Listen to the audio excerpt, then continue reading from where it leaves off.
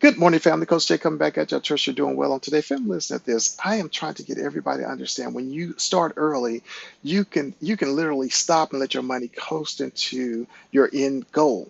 You just got to start early and stop making excuses. So I was talking to this couple. They have an 8-year-old child that's employed by under the family's business. I said you need to open up a custodial Roth IRA on this child, and you go ahead and fund whatever it is that you need to fund to make this child a millionaire by the time they're age of 60 years old. Okay.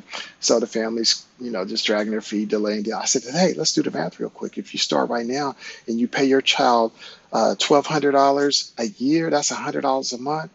You turn around and you can write that off as a business as expense. Also, you can fund your child's future. Now, this is a living inheritance, as I call it. So, from the age of 8 to 18, you have contributed $100 a month. That's $1,200 a year. That's a total of your contributions of $12,000 over that 10-year period.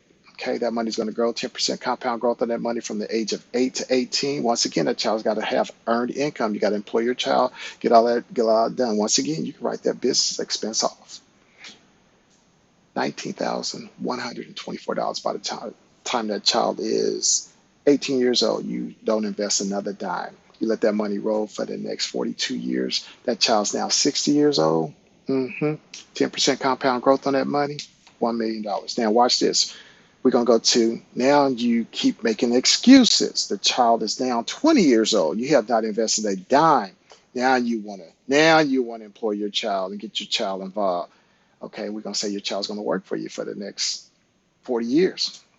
All right, let's play it out. Once again, you invested a total of $12,000 over that 10-year period. Now you're going to start investing. The child is of age, so that it's not a custodial Roth anymore. It's actual just Roth in their name. They got full access to it, but anyone can contribute. So you're going to start contributing $100 a month. But now you're going to do this for the next 40 years from the age of 20 to the age of 60.